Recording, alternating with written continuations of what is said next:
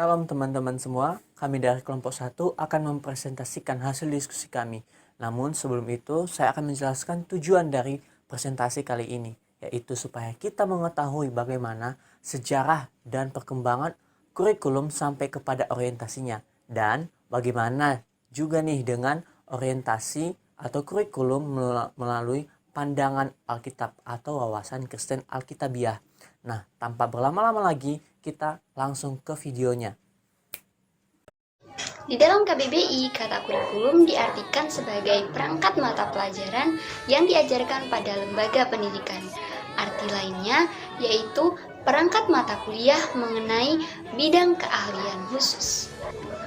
Kurikulum menurut Doll merupakan perencanaan yang ditawarkan, bukan yang diberikan. Kurikulum juga bukanlah membahas tentang kemungkinan, melainkan keharusan. Lebih jauh lagi, kurikulum diartikan sebagai suatu program pendidikan yang berisikan berbagai rangkaian bahan ajar ataupun pembelajaran yang diprogramkan, dirancang, dan juga direncanakan secara tersistem dengan norma-norma yang berlaku sebagai dasarnya, guna mencapai suatu tujuan pendidikan. Oke, kita akan masuk pada pembahasan berikutnya, yaitu sejarah perkembangan kurikulum di Indonesia. Sejarah perkembangan kurikulum di Indonesia sendiri terdapat tiga. Yang pertama, pada masa setelah kemerdekaan. Yang kedua, pada masa Orde Lama sampai Orde Baru. Dan yang ketiga, pada masa reformasi sampai sekarang. Mari kita akan bahas satu-satu. Baik, kita akan masuk pada masa setelah kemerdekaan. Pada masa setelah kemerdekaan ada dua kurikulum yang berlaku. Yang pertama, kurikulum 1947. Kurikulum pertama yang lahir pada masa kemerdekaan adalah kurikulum 1947 yang dikenal dengan istilah Belanda Leerplan, yang berarti rencana pembelajaran. Kurikulum ini lebih berorientasi kepada kepentingan nasional Indonesia, meskipun sebelumnya rancangan kurikulum ini adalah lanjutan dari kolonial Belanda. Kurikulum yang dibuat pada tahun 1947 ini akhirnya digunakan dan diterapkan pada tahun 1950.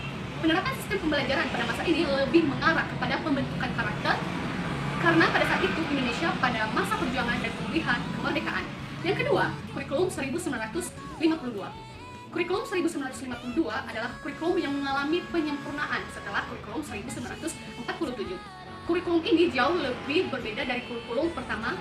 Penyusunan rencana pembelajaran pun lebih terurai dan mengarah pada suatu sistem pendidikan nasional dan sesuai dengan kebutuhan siswa. Oke, kita akan masuk pada tahap kedua, yaitu pada masa Orde Lama sampai Orde Baru. Yang pertama, kurikulum yang digunakan adalah kurikulum 1964. Menjelang tahun 1964, kurikulum di Indonesia mengalami pembaharuan dan penyempurnaan kurikulum yang disebut dengan Rencana Pendidikan 1964. Ciri dari kurikulum ini adalah pemerintah berkeinginan agar rakyat mempunyai pengetahuan akademik dan pembekalan pada jenjang SD. Kurikulum yang kedua adalah kurikulum 1968. Kurikulum 1968 bersifat politis yang menggantikan Rencana Pendidikan 1964 yang dicitrakan sebagai produk Orde Lama.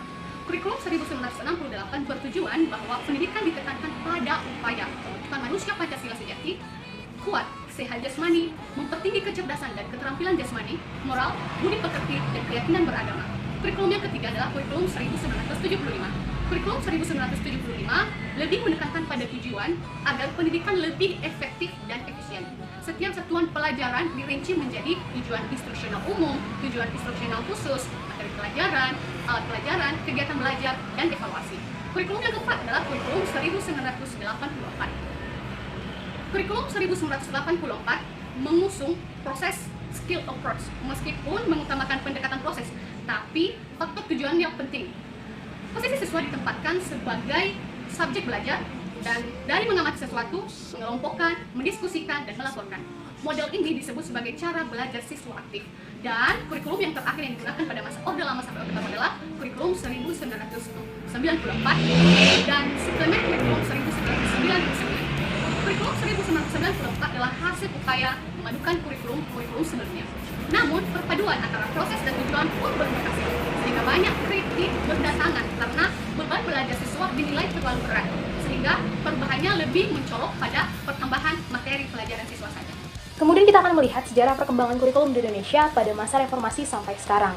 Nah, yang pertama, kita bisa lihat pada tahun 2004, terdapat yang namanya KBK atau kurikulum berbasis kompetensi. Jadi pada kurikulum ini terdapat 3 pokok. Yang pertama, pemilihan kompetensi yang sesuai, kemudian spesifikasi indikator-indikator evaluasi untuk melihat ketercapaian kompetensi, dan yang ketiga, pengembangan pembelajaran. Jadi yang ditargetkan pada kurikulum ini yang pertama adalah hasil kerja siswa dari kompetensi yang sudah direncanakan. Kemudian pada tahun 2006 terdapat KTSP atau kurikulum tingkat satuan pendidikan. Jadi pada kurikulum ini guru dibebaskan untuk merencanakan pembelajaran itu. Dan pemerintah melalui Departemen Pendidikan Nasional itu menyusun 3. Yang pertama, kerangka dasar. Yang kedua, standar kompetensi lulusan. Dan yang ketiga, standar kompetensi dan kompetensi dasar atau SKKD. Jadi selebihnya rencana pembelajaran itu apakah pembentukan silabus, RPP, penilaian itu diserahkan kepada sekolah untuk menyusunnya. Jadi disesuaikan dengan satuan pendidikan itu dan kondisi daerah dan kondisi siswa di sekolah itu. Kemudian di tahun 2013 terdapat kurikulum 2013 yang sampai sekarang kita kenal, yang sudah mengalami banyak revisi. Jadi timbulnya pada kurikulum ini disebabkan oleh persepsi masyarakat yang selama ini melihat bahwa pembelajaran itu cuma memfokuskan kepada kognitif saja, kurang memuat karakter, dan seolah berbeban berat atau dibebankan kepada siswa. Dan yang kedua, karena perkembangan pengetahuan dan pedagogi. Kemudian yang ketiga, karena timbulnya fenomena negatif yang mulai mengemuka. Sehingga pada kurikulum ini yang ditargetkan adalah membentuk siswa Indonesia yang produktif, kreatif, inovatif, dan afektif. Jadi bukan hanya pengetahuan tetapi juga dilihat dari keterampilan dan juga sikap. Dan diharapkan dari kurikulum ini guru semakin profesional dalam merancang pembelajaran. Apakah itu dari pemilihan prosedur pembelajaran yang tepat, kemudian pemilihan metode pengajaran yang tepat, dan bahkan menentukan tingkat keberhasilan atau kelulusan daripada tujuan pembelajaran. Orientasi kurikulum ada 4, yaitu orientasi tradisional, orientasi proses atau penguasaan, orientasi eksperiensial, dan orientasi sistem. Yang pertama, orientasi tradisional. Kurikulum dalam pendidikan adalah sejumlah mata pelajaran yang harus ditempuh dan diselesaikan peserta didik di sekolah untuk memperoleh ijazah. Dari pengertian tersebut, dapat kita amati bahwa ada implikasi dari pengertian tradisional tersebut. Yang pertama, kurikulum terdiri dari sejumlah mata pelajaran. Yang kedua, peserta didik harus mempelajari dan menguasai seluruh mata pelajaran.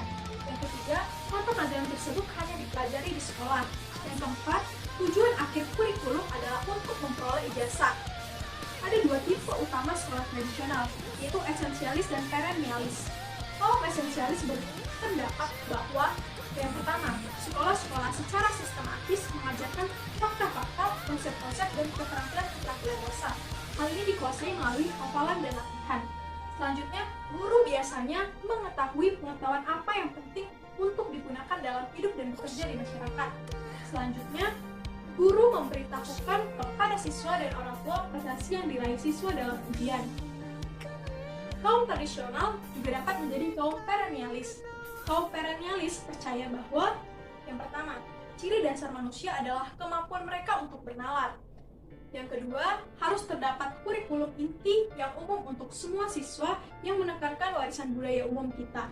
Yang ketiga, di sekolah berpikir lebih penting daripada mengumpulkan. Oleh sebab itu, terdapat sedikit penekanan pada keterampilan-keterampilan kejuruan. Baik kaum esensialis maupun kaum perennialis, ketika merencanakan kurikulum, mereka pertama-tama berfokus pada mata pelajaran yang mereka inginkan untuk diajarkan di sekolah. Biasanya, mata pelajaran ini meliputi bahasa sastra, matematika, ilmu pengetahuan alam, sejarah, geografi, dan bahasa asing. Kemudian mereka menetapkan daftar-daftar isi dan keterampilan untuk tingkat-tingkat yang berbeda. Orientasi proses atau penguasaan sebagai orientasi yang kedua. Orientasi ini disebut sebagai pendekatan proses kognitif, tingkah laku, dan disebut juga sebagai pendekatan teknologi. Nah, adapun ciri-cirinya teman-teman dapat simak sebagai berikut. Yang pertama adalah adanya penggunaan cara yang rinci atau efisien yang pada dasarnya adalah untuk mencapai tujuan yang sudah ditetapkan sehingga lebih rinci dan terukur.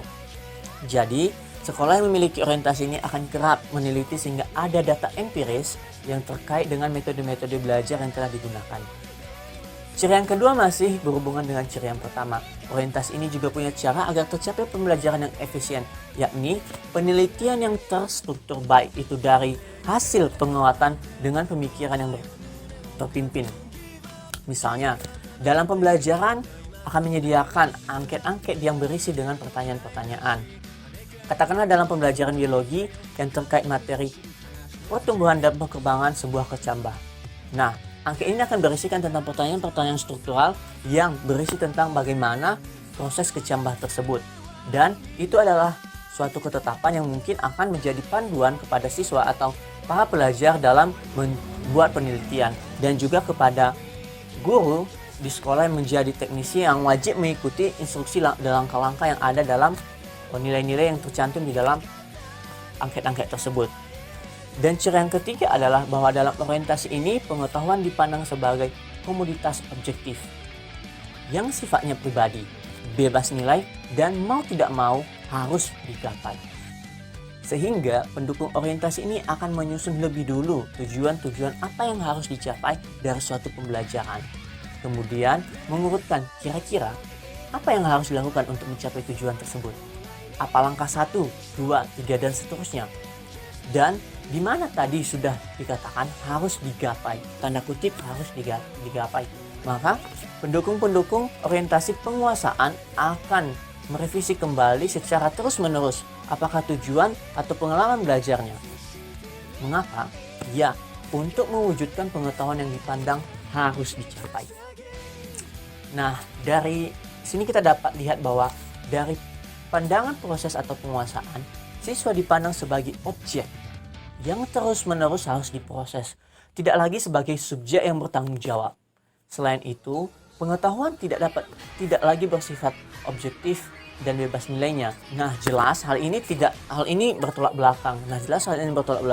Sebagaimana yang ada pada Roma pasal 1 ayat 20 dan Ayub pasal 42 ayat 5 sampai 6. Di mana Allah mencipta dengan tujuan agar menjadi pengungkap atas dirinya. Sehingga pengetahuan tidak lagi bebas nilainya, melainkan menjadi berwarna dan luar biasa nilainya. Teman-teman juga dapat merenungi atau merefleksikan hal tersebut. Yang selanjutnya yaitu orientasi pengalaman atau orientasi eksperiensial. Orientasi eksperiensial berpusat pada pengalaman siswa. Apa yang telah diketahui siswa, sikap mereka dan niat mereka memberikan dasar bagi pembelajaran yang bermakna. Orientasi eksperiensial memiliki 3 ciri-ciri. Yang pertama yaitu para siswa memiliki pembawaan yang baik. Para siswa dapat mengatur diri mereka sendiri. Para siswa juga merupakan individu-individu otonom. Dan para siswa merupakan sumber kebudayaan dan sumber kebebasan mereka sendiri. Ciri-ciri yang kedua yaitu para siswa belajar melalui keterlibatan aktif dalam pengalaman belajar pribadi yang bermakna. Nah, dengan cara ini, para siswa dapat mengembangkan kemampuan mereka dan memberikan makna pribadi pada apa yang telah mereka pelajari. Ciri-ciri yang ketiga yaitu para guru memfasilitasi pembelajaran dengan memberikan lingkungan yang positif yang dapat menstimulasi pembelajaran para siswa. Otoritas yang terakhir yaitu otoritas Kristen. Asal mula otoritas ini dikarenakan yang pertama, Alkitab adalah firman Allah yang memiliki otoritas untuk kehidupan. Segala aspek kehidupan dibahas dari kitab dan termasuk dalamnya adalah pendidikan. Yang kedua yaitu ia memanggil kita untuk terus berpikir melalui dan bertindak berdasarkan prinsip-prinsip untuk hidup yang telah diungkapkan bagi kita dalam ciptaannya dan dalam pribadi Yesus Kristus. Dengan kata lain, ia memanggil orang-orang percaya untuk terus memahami firman-Nya dan menerapkannya dengan cara-cara yang bertanggung jawab. Yang ketiga yaitu Kristen yang minoritas menyebabkan suara Kristen yang terpinggirkan. Masyarakat di sekitar kita menganggap bahwa iman Kristen tidak banyak berbicara tentang kehidupan masyarakat yang pluralistik. Namun, Alkitab mengambil pendekatan yang berbeda dengan mengatakan bahwa Alkitab mencakup semuanya. Tidak hanya individu-individu saja, tetapi juga bangsa-bangsa kepada ketaatan. Kita dipanggil untuk meneladani Kristus, Allah yang penuh kasih dan pengorbanan. Tidak hanya di gereja, tetapi juga di segala aspek kehidupan.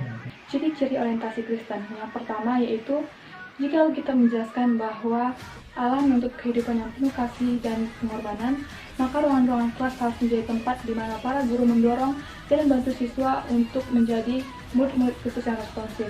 Yang kedua yaitu, jika kita menjelaskan bahwa manusia diciptakan segambar dengan Allah, maka ruangan-ruangan kelas harus menjadi tempat di mana para guru membantu para siswa untuk mencari bakat mereka demi kemuliaan Allah dan bagi kesejahteraan sesama. Yang ketiga yaitu, jika kita mengharapkan manusia berbagi sukacita satu sama lain dan menanggung beban satu sama lain, maka ruangan kelas harus menstimulasi para guru untuk mencari shalom, damai dan kemuliaan Allah untuk dan dengan para siswa mereka, komunitas mereka, dan bagi dunia mereka. Dalam Amsal 2 ayat 5 mengatakan, karena Tuhanlah yang memberikan hikmat, dari mulutnya datang pengetahuan dan kepandaian.